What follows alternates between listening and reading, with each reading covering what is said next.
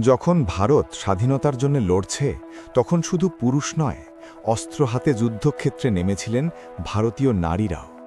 ১৯৪৩ সাল সিঙ্গাপুরে গঠিত হল আজাদ হিন্দ ফৌজ, নেতৃত্বে নেতাজি সুভাষচন্দ্র বোস। সেই সময়ে তিনি নিলেন এক ঐতিহাসিক সিদ্ধান্ত, মহিলাদের নিয়ে তৈরি হবে একটি সম্পূর্ণ যুদ্ধবাহিনী। নাম রাখা হল রানী ঝাঁসি রেজিমেন্ট। এই বাহিনীর নেতৃত্ব দেন সাহসী ডাক্তার ক্যাপ্টেন লক্ষ্মী সাহাগল।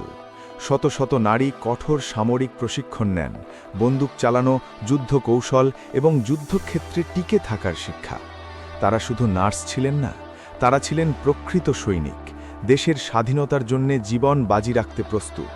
যুদ্ধের ফল যাই হোক না কেন, তাদের সাহস ভারতীয় নারীর শক্তির নতুন ইতিহাস লিখে দেয়। কারণ দেশপ্রেমের কোনো লিঙ্গ হয় না। জয় হিন্দ, বন্দে মাতরম। এরকম আরও অনেক ইতিহাসের অজানা অধ্যায় জানতে ভিডিওটিকে লাইক করে চ্যানেলটিকে সাবস্ক্রাইব করুন।